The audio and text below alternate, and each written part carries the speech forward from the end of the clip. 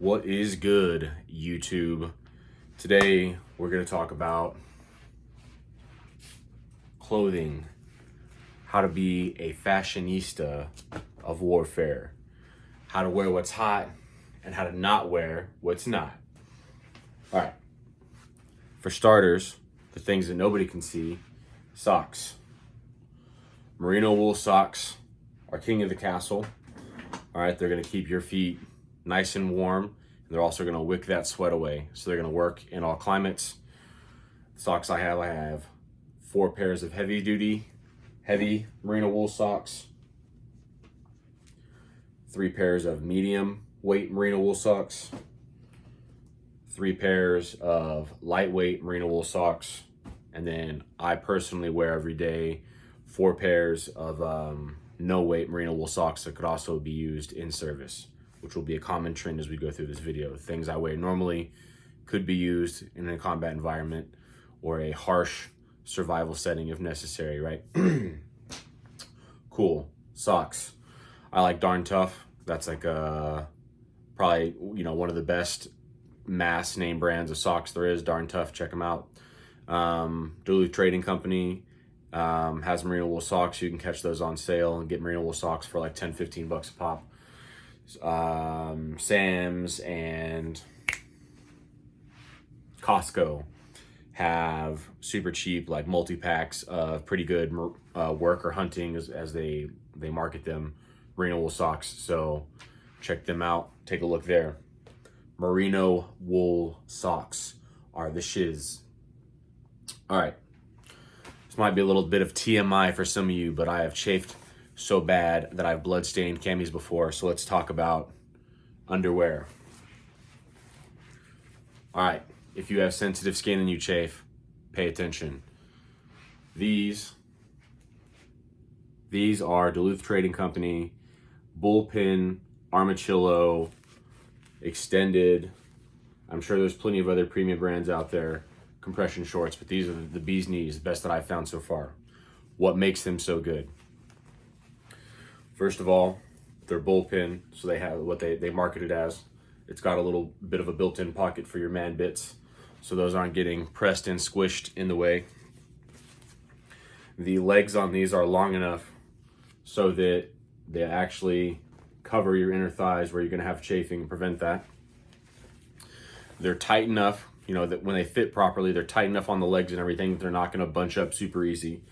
But again, a little TMI, I apologize ahead of time. The butt on them is loose enough that it doesn't squish your cheeks together and cause the inside of your cheeks to chafe. And last but not least, all the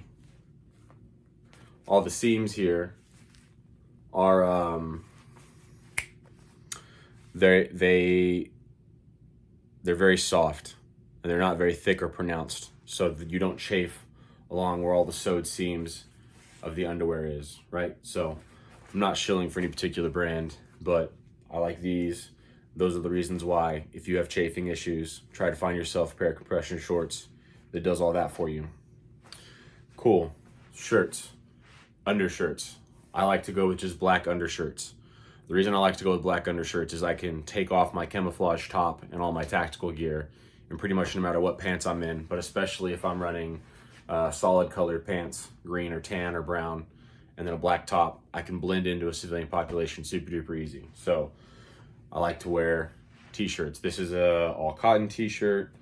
I have blended polyester cotton t-shirts that help with drying a little bit faster.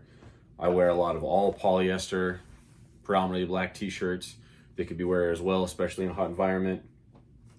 And then I also have a good mix of long sleeve solid black t-shirts. Both, same thing, cotton, polyester, and a mix. So that is t-shirts, undershirts, and I don't always wear them. Sometimes if it's super hot outside, I'll just be wearing a combat shirt with no undershirt at all. But if I do wear an undershirt to help prevent chafing or to increase warmth, I like to wear a black undershirt for the reasons I've just stated. Cool. Outer layer. We're rocking a green set and a tan set, both in tops and pants. We'll start by talking about tops. For tops, just because what Uncle Sam gave me and I still have them. We're rocking Marpat. I have other stuff around, but I make sure and keep for myself ready to go one canvas field top and then 2 sets of combat shirts. Okay? In each woodland and then in desert. Right? 1 field top, 2 combat tops. Beautiful. Pants. Pants we were always issued sucked ass. They would always blow out at the crotch. They had no flexibility to them. They would make you chafe like a motherfucker because you're basically wearing a denim Dan suit. I'm sure there's tons of other lovely pants out there. I've never had the pleasure of putting on a pair of Crye Precision pants in my life. Pants that I rock are, again, Duluth Trading Company. Hate to sound like I'm fucking repping a brand, not necessarily. I just love their stuff. So these are their cargo pants. Cool thing about their cargo pants is that their cargo pocket has like a small pocket that you could use for a flashlight or a tourniquet or a magazine, pistol magazine, whatever the case is, exposed. And they have another one, Velcro latches. And they have another one here that Velcros as well. And both of these are separate from the actual cargo pocket. So if you put stuff in these, you still have access and use of an entire cargo pocket.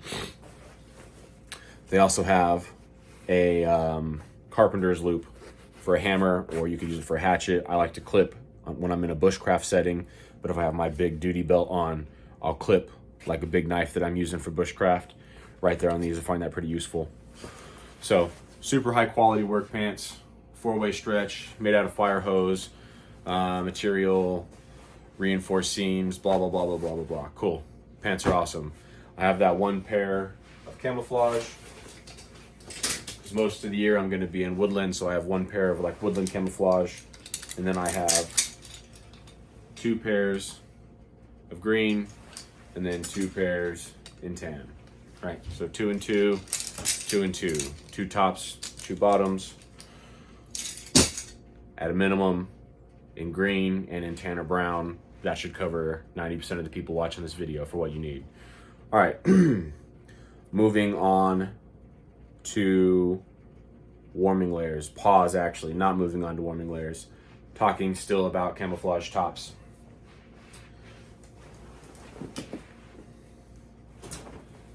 Whoop, whoop, whoop. So, I'm just using what I have, okay? If you have to go out and buy some of this stuff, some things that you might want to consider are making sure everybody in your group looks the same. So whatever camouflage pattern or color scheme that you pick, if you and all your boys are having to buy stuff to begin with, you might as well buy stuff that all looks the same, so that way you know you're you and not the enemy, so you don't accidentally shoot your friends, which is a huge problem in real life. The other thing you might want to think about is whether you want to look like, or whether you do not want to look like the actual police or military forces in your local area. Okay, so you might specifically buy something that's the same camouflage pattern as those units in your area, or you might specifically not buy the camouflage pattern of the units in that area, depending on whatever fantasy land you have, or whatever your plans post-event, whatever it may be, you have. Cool. The last thing to consider, as I already alluded to, is taking into consideration into how you're going to possibly go from a tactical setting and then rapidly go back into a civilian setting, and being able to don and doff clothing that you already have on or on you that will help switch you back and forth easily, right? Like my black undershirts as opposed to olive drab or camouflage undershirts. Cool. Talking about warming layers now. Warming layers, you want to have a base layer. So some Under Armour type stuff would work good. Thank you, Uncle Sam. I have this Poly Pro is what we called it when I was in. These pants are some super older stuff, and this is some of the more recent issue from fucking 10 years ago. Anyways, so here's my base layer, long top, long bottom. Those are just like long johns, long underwear, thermals, top, bottom. Those all work, whatever hunting or athletic attire you have. So you want a base layer, and then you want a series of intermediate or medium warming layers.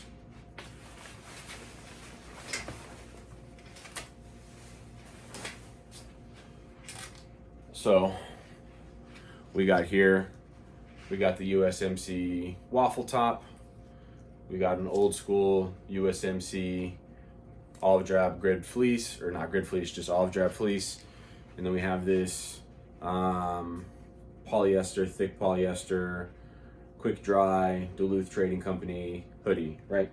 So these are my 3 intermediate layers. I could wear any of these or double them up or wear them all in conjunction with each other on top of my base layers, right? In addition to a t-shirt or a long sleeve shirt or a t-shirt and a long sleeve shirt, right? So if I'm wearing everything, I could have a base layer and then a t-shirt and then a long sleeve shirt and then this light hoodie and then this fleece and then this grid fleece over the top of it. All those layers are gonna help me. I could be in a really fucking cold environment and still be comfortable with all of his layers on. Layering also helps me strip down. So as I start to do things or move, I can take off layers and I'm not just like in a big parka jacket and a t-shirt. So I'm either freezing my ass off or sweating, right? I can scale myself as necessary with layers. All right, the next layer you want when you are in a static position or something like that, you're gonna want some big, puffy over jacket. So that's clutch. We got this. I think we called this the happy suit when I was in the happy suit jacket. I think it's got a different name, or the predecessor of this has a different name. Whatever. Big old puff marshmallow jacket. Then you're gonna want a weather resistant, rain resistant outer shell, right? I'm in Texas, so most of the time it's not that cold at all. So my outer shell, my Gore-Tex, my raincoat is very thin, so it can be worn even in like 60 or 70 degree weather without overheating me. So that's the outer shell I have. That's warming layers. All right. Last but not least, what goes on our head? Well, normally a helmet, but if not a helmet, or possibly in addition to a helmet, right? If not a helmet, boonie covers. Got a woodland boonie cover and a desert boonie cover. Boom, pretty simple, pretty self-evident. We have baklavas, right? So here's a light baklava with a mesh top over the head for summer. And here is a thick insulated baklava for winter, okay? In case you gotta mask up, gang, gang. Along those levels, we have a neck gaiter, right? So this just goes over the neck. And this has 1,000,001 uses, right? You can just wear it down here like a scarf. You can pop that up just to hide your identity. You can wear this in conjunction with a beanie or whatever the case is. Wear it all the way up like that. Kind of double this up. And then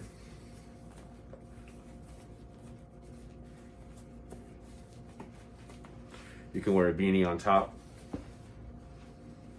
A beanie. You can wear the beanie on top. This really covers up all of your neck, right? And then I have more warming layers over the top of that. And I'm really quite covered pretty well. If I really need to cover up even more, you can do that. Really stay up out of the cold. So, beanies. I have a few of them. I have a Marine Corps issue beanie that stays in my pack, whether it is a salt pack or a sustainment pack at all times. Never leave home without it. This is a Duluth Trading Company merino wool beanie. Merino wool, everything that you possibly can. Big proponent of that. And then I have some other wool beanies that are different sizes and stuff that I use day to day that are black that would fit better under a helmet and things like that. All right, last but not least for the head, if I can get it out, is a bug net, right? So this is just a bug net that you would wear over your head. This is good for patrolling and also if you're trying to catch some Z's in a hot environment and the bugs are getting at you, you can wear all your long sleeve stuff, lay down, throw this bug net over your face, and you're pretty solid. So, bug net. if you're in a place with a bunch of mosquitoes, you already know how fucking disastrous that can be. All right, that's clothing. Have something. Don't be wearing joggers and Crocs and all cotton white socks and like a bright blue t-shirt and thinking you're ready to go do tactical stuff. You don't necessarily have to have everything that I have.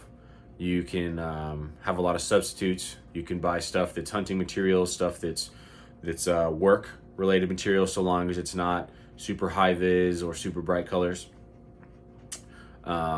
Surplus is always great. Use what you have, buy cheap, buy used. It doesn't have to be Cry Precision from Spirit Systems, but you need to have some clothes that are durable and relatively earth toned. All right, the end.